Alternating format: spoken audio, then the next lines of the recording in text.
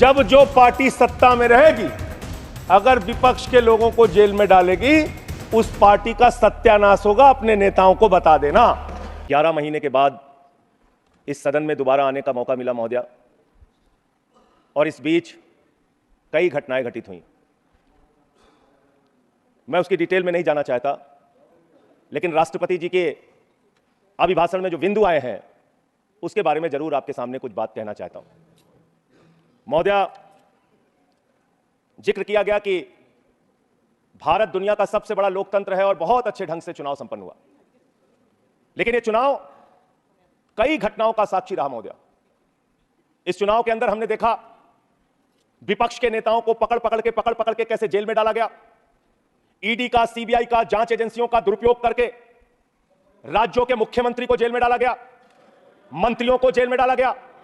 इस चुनाव में हमने देखा भाषा का स्तर। भारत के प्रधानमंत्री महंगाई पे बात नहीं करते महोदया, बेरोजगारी पे बात नहीं करते महोदया, किसानी पे बात नहीं करते। इस देश के अंदर अग्निवीर योजना के कारण भारत की सीमा को कमजोर करने का आपने काम किया, उस पे बात नहीं करते। भारत के प्रधानमंत्री बड़े अफसोस के साथ कहना पड़ रहा है, कभी मुगल पे बात करते हैं, कभी मटन पे बात करते हैं, कभी मदरसा पे बात करते हैं, कभी मछली पे बात करते हैं, और हद तो तब हो गई जब देश के प्रधानमंत्री मुजरा जैसे शब्द का इस्तेमाल करते हैं। शर्म आती है। दुनिया के सबसे बड़े लोकतंत्र के प्रधानमंत्री ऐसी भाषा का इस्तेमाल कर रहे हैं।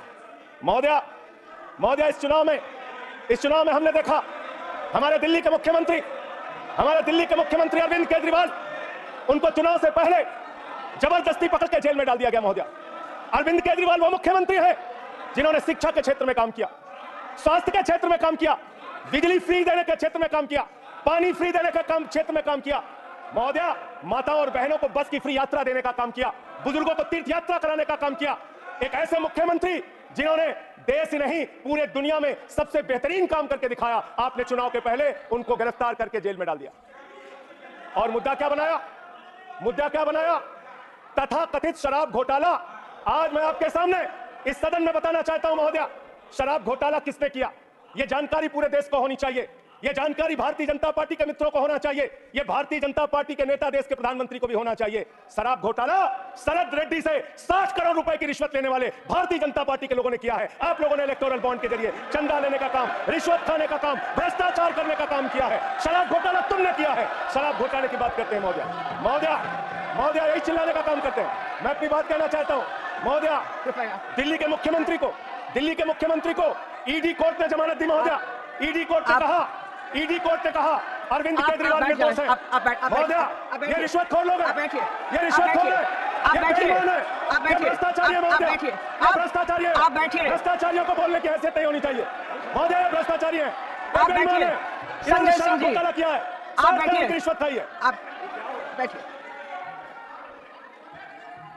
आप बैठिए, सब लोग पहले बैठिए। आप कृपया बैठिए। आप कृपया बैठिए। आप बैठिए, कृपया बैठिए। आप अरे ठीक है, गलत सही आप नहीं तय करेंगे महोदया। भाजपा के मित्र हमारे नाराज हो गए महोदया। सच सुनने के बाद नाराजगी होती है महोदया, नाराजगी होती है। सुनिए, मेरी इन लोगों से सहानुभूति है। आप सुनिए। मैं सहानुभूति रखता हूं इन लोगों से। सुनिए, कृपया सुनिए। रिश्वतखोर लोग हैं सर महोदया, ये बेईमान लोग हैं, ये बेईमान है, ये भ्रष्टाचारी है महोदया, ये रिश्वतखोर है, ये डाकू गब्बर सिंह है, महोदया डाकू गब्बर सिंह। आप अभी बैठिए, आप लोग बैठिए। पहले बैठिए। ना मैं नहीं सुनूंगी। आप बैठिए पहले। आप पहले बैठिए। एक आपको मंत्र देता हूँ जी मनोहर, और गुरु मंत्र तो इसलिए नहीं दे सकता क्योंकि आपके तो पहले गुरु हैं। हाँ, मेरे गुरु रघु ठाकुर जी हैं। मेरे गुरु जी रघु ठाकुर हैं। तो आप मेरे राजनीतिक गुरु रघु ठाकुर हैं। इन लोगों को नहीं पता होगा, मैं बता रहा हूं। रघु ठाकुर जी का मेरा क्या संबंध है, ये रघु ठाकुर जी से पूछिए। इनको नहीं मालूम होगा, सुनिए, इसलिए इनको मेरे को इंटरेस्ट ना। और एक गुरु मंत्र यह है कि आप जो शालीनता से बोलोगे और जो रिकॉर्ड होगा वो इतिहास का हिस्सा ही नहीं, 140 करोड़ जनता को भी पता लगेगा। धन्यवाद मनोहर। उसके अलावा कोई व्यवधान होगा तो ये एनर्जी यहीं खत्म हो जाएगी। धन्यवाद मनोहर। आप ऊर्जावान हैं मनोहर और अच्छे वक्ता हैं। बोलिए। मनोहर, लीडर ऑफ द हाउस ने आपके सामने कहा है मेरे स्पीच में मैं आपसे खुद अनुरोध कर रहा हूं मान्यवर, लीडर ऑफ द हाउस की बात को मानते हुए, कोई भी बात तथ्यों के परे हो तो निश्चित रूप से उसको कार्रवाई से आप हटा दीजिएगा। ये मैं अनुरोध कर रहा हूं गुड। मान्यवर। राष्ट्रपति जी के अभिभाषण में अमृतकाल की चर्चा की गई। हमने देखा अमृतकाल मान्यवर, हमने देखा किस तरह से विपक्ष के नेताओं को पकड़ पकड़ के जेल में डाला गया। महाराष्ट्र चले जाइए तो अनिल देशमुख जी को 14 महीने जेल में रखा गया, बाद में कह दिया आज न्यायालय ने सबूत नहीं, जमानत मिल गई। संजय रावत जी को 100 दिन 103 दिन जेल में रखा गया मान्यवर, बाद में उनको जमानत मिल गई, कोई सबूत नहीं। मुझे 6 महीने जेल में रखा गया मान्यवर, और 3 जजों ने सुप्रीम कोर्ट के मुझे जमानत दे दी। दिल्ली के मुख्यमंत्री, अब देख लीजिए मैं आपके नियम का पालन कर रहा हूं मान्यवर, बोलते रहिए। दिल्ली के मुख्यमंत्री मान्यवर ईडी कोर्ट के सामने अपने उनके वकील जो दलील देते हैं, जो बहस करते हैं, जो अपना पक्ष रखते हैं, उसके आधार पर ईडी कोर्ट ने कहा, और यह फैसले में दर्ज है मान्यवर, कि अरविंद केजरीवाल पूरी तरीके से निर्दोष है और ईडी उनके खिलाफ बायस होकर काम कर रही है, दुर्भावना से काम कर रही है, और उनके खिलाफ मनी ट्रेल का कोई मामला नहीं है। यह मैं इसलिए आपके सामने बोल पा रहा हूं कि यह कोर्ट का फैसला है, सार्वजनिक है मान्यवर, इसलिए मैं बोल रहा हूं। जी, आपका संरक्षण चाहिए मान्यवर। बोलिए क्या चाहिए। तो आपने बिल्कुल ठीक कहा मान्यवर, वो मामला हाई कोर्ट से स्टे हो गया। मैं मानता हूं, मैं अगली बात यही कहने जा रहा था, लेकिन वो स्टे किन परिस्थितियों में हुआ मान्यवर? बगैर ट्रायल कोर्ट के ऑर्डर की कॉपी के भारत न्यायपालिका के इतिहास में पहली बार स्टे हुआ है मान्यवर। हाई कोर्ट से ऑर्डर की कॉपी नहीं थी मान्यवर, सुनिए और स्टे कर दिया गया। सुनिए जी, अमृतकाल की चर्चा हुई मान्यवर। विपक्ष के नेताओं को पूरे देश में सरकार के द्वारा टारगेट किया गया, और सिर्फ विपक्ष के नेताओं का सवाल नहीं मान्यवर, बंगाल के 3 मंत्री भी जेल में है, अभी झारखंड के मुख्यमंत्री को जमानत मिली है कोर्ट से, और बिहार में जांच एजेंसियों का दुरुपयोग, महाराष्ट्र में जांच एजेंसियों का दुरुपयोग, दिल्ली में जांच एजेंसियों का दुरुपयोग। आप क्या करना चाहते हैं? मैंने अटल जी का भाषण सुना मानवर, उन्होंने कहा दुर्भावना से राजनीति नहीं होती, बड़े दिल से राजनीति होती है, बड़े मन से राजनीति होती है, बड़े मन की राजनीति करना सीखिए। ऐसे विपक्ष के लोगों को टारगेट करना ठीक नहीं है, ये अच्छी राजनीति नहीं है आपकी। आपने दिल्ली के स्वास्थ्य मंत्री को जेल में डाल दिया, उस आदमी का 36 किलो वजन कम हो गया जेल में मानवर, 36 किलो। आप इनकी टीका टिप्पणी सुन रहे हैं हमारे दिल्ली के संजय जी, तो मैं बोल नहीं पाऊंगा। जो व्यक्ति जेल में है उसको जेल में किसने डाला है? इनकी जांच एजेंसियों ने सर, न्यायालय ने। इनकी जांच एजेंसियों, ना न्यायालय ने, झूठे मामले बनाकर, देश भारतवर्ष झूठे मामले बनाकर। और मैं सिर्फ इतना कहना चाहता हूं, दुर्भावना की राजनीति बंद कीजिए। अगर आपको भारत के लोकतंत्र को मजबूत बनाना है, भारत के संविधान को मजबूत बनाना है, तो सत्ता पक्ष का भी महत्व है, प्रतिपक्ष का भी महत्व है। प्रतिपक्ष को खत्म करके, विपक्ष को खत्म करके नेताओं को जेल में डालकर आपको कोई लाभ होने वाला नहीं है। और पता नहीं कौन आपको सलाह देता है, किस गलतफहमी में आप लोग रहते हैं। मैं आपके लिए भी कह रहा हूं और इधर जो बैठे उनके लिए भी कह रहा हूं, जब जो पार्टी सत्ता में रहेगी, अगर विपक्ष के लोगों को जेल में डालेगी, उस पार्टी का सत्यानाश होगा। अपने नेताओं को बता देना, अपने नेताओं को बता देना, आप इस गलतफहमी में मत रहना। और आप जेल की राजनीति कर रहे हैं। इस चुनाव ने आपको एक परिणाम दिया है, सोचने के लिए, विचार करने के लिए।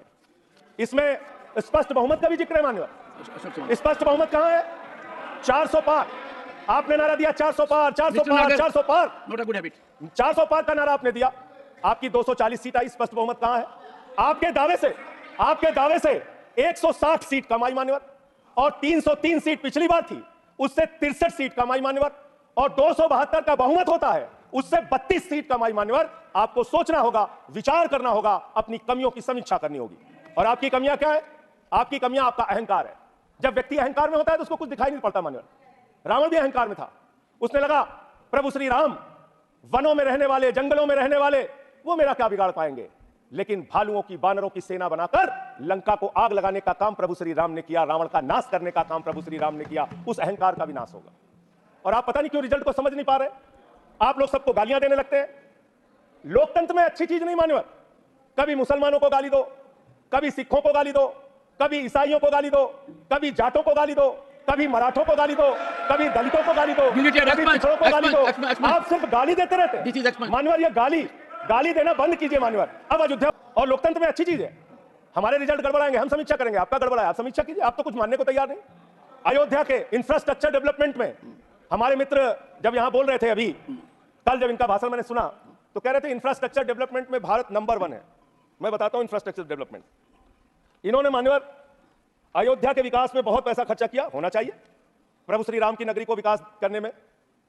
एयरपोर्ट पे 1450 करोड़ रुपए, रेलवे स्टेशन पे 724 करोड़ रुपए, अयोध्या रिंग रोड पे 4793 करोड़ रुपए, 14 कोसी परिक्रमा पे 1140 करोड़ रुपए, पंचकोसी परिक्रमा पे 773 करोड़ रुपए, रामपथ पर 787 करोड़ रुपए, टाउनशिप पर 2180 करोड़ रुपए, पुराने मंदिरों के जीर्णोद्धार पे 170 करोड़ रुपए, मेडिकल कॉलेज में 245 करोड़ रुपए।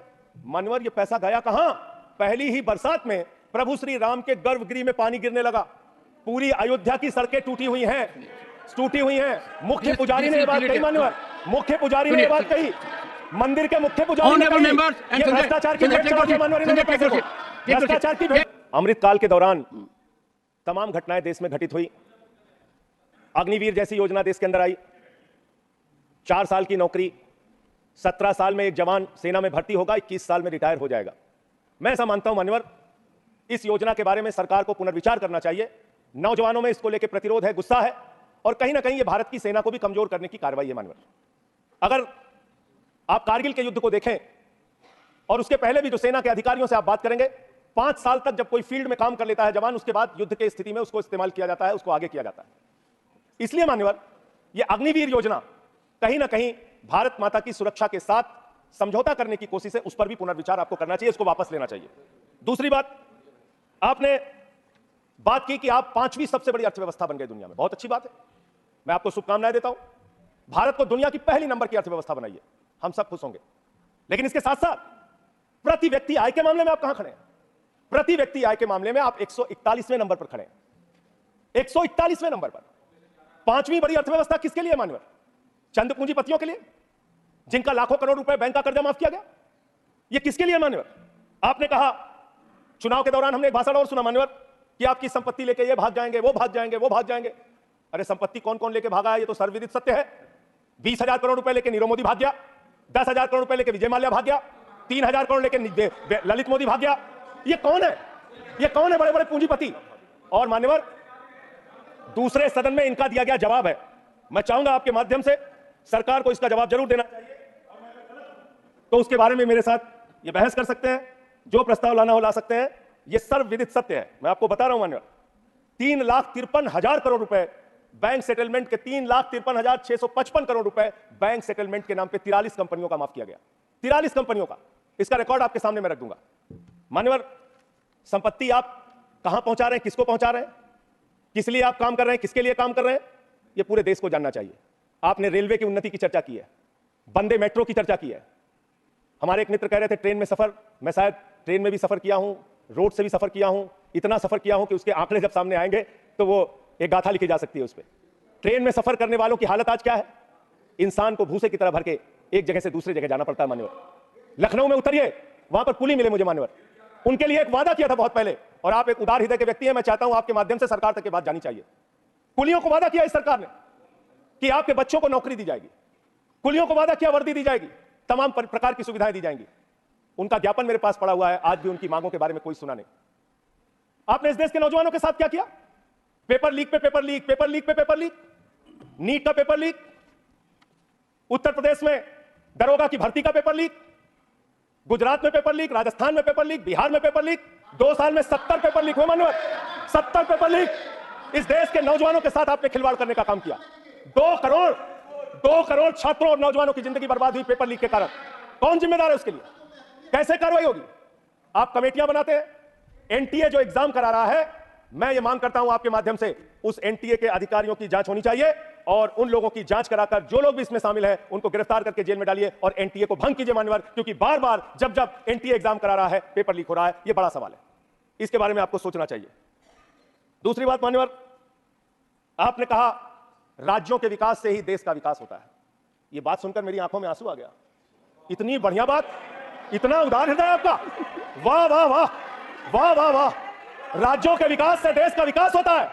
पिछले 9 साल में मान्यवर 324 करोड़ रुपए से ज्यादा दिल्ली को नहीं दिया इन्होंने, 324 करोड़ से ज्यादा नहीं दिया, क्योंकि यहां पर आम आदमी पार्टी की सरकार है।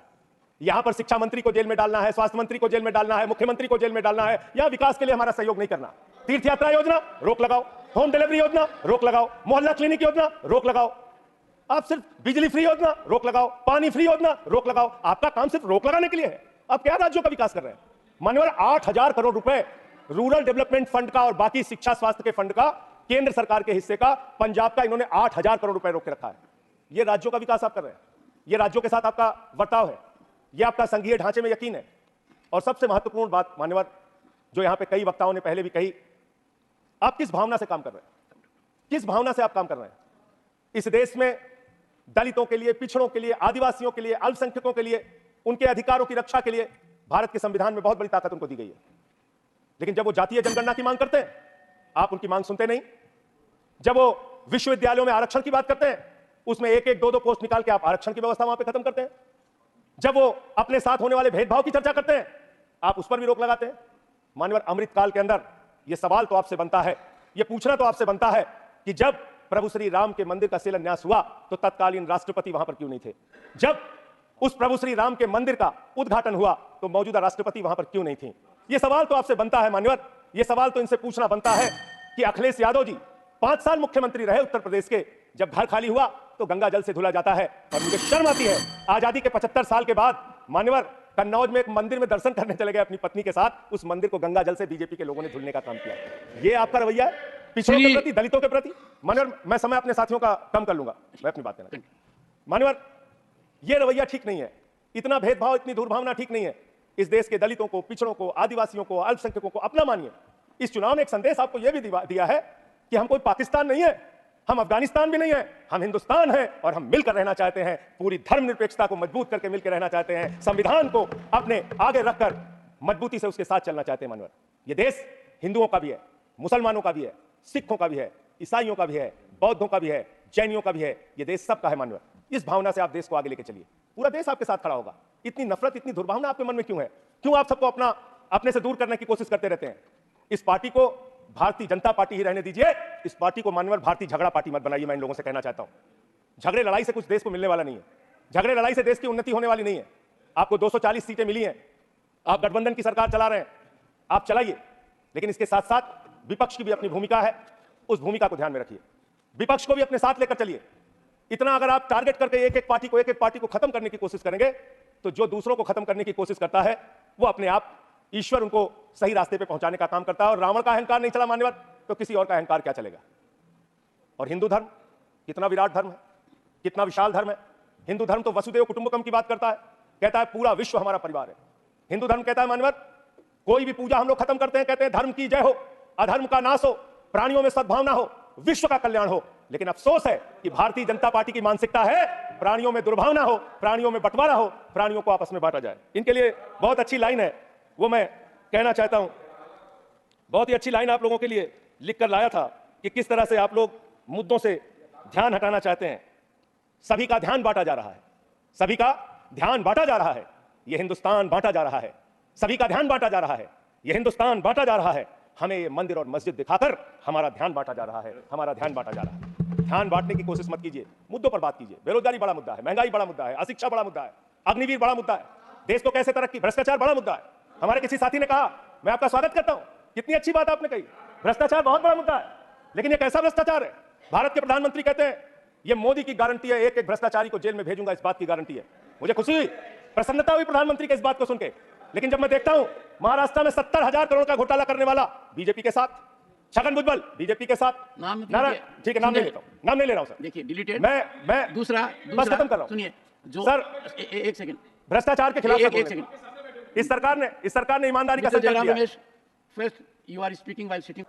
किसी भी भ्रष्टाचारी को नहीं छोड़ूंगा, इस बात की गारंटी है। लेकिन पूरे देश में जब हम लोग निगाह उठाते हैं तब मुझे उनके नारे का मतलब समझ में आया। वो नारा यह है कि एक भी भ्रष्टाचारी को नहीं छोड़ूंगा, ये मोदी की गारंटी है, सारे भ्रष्टाचारियों को बीजेपी में शामिल करूंगा, ये प्रधानमंत्री की गारंटी है। ये गारंटी है आपकी, अच्छी बात है, कीजिए, तरक्की करेंगे आप लोग। और एक वॉशिंग मशीन भी चल रही है। लेकिन मैं एक बात जरूर कहना चाहूंगा, आपने मुझे रोक दिया मानवर, मैं मानता हूं आपके आदेश का पालन करूंगा, लेकिन सब जगह चंदा दो धंधा लो स्कीम मत चलाइए। इलेक्टोरल बॉन्ड में आपका पर्दाफाश हो चुका है। 3,02,000 करोड़ रुपए के ठेके अलग अलग कंपनियों को दिए गए, जिनसे इलेक्टोरल बॉन्ड के नाम पे पैसा लिया गया। इसकी जांच होनी चाहिए, इसकी जांच होनी चाहिए मान्यवर। और मैं अयोध्या का जिक्र करने लगा, आप सब लोग नाराज हो गए, मेरे मन में भी नाराजगी है, गुस्सा है। मैंने चिताया था आपको, एप्लीकेशन भी दी थी, कोतवाली तहरीर दी थी। प्रभु श्री राम के मंदिर के स्थल पर ऐसे काम नहीं होने चाहिए। सड़कों पे गड्ढे बनेंगे तो सवाल उठेंगे और वो सवाल आपसे पूछे जाएंगे।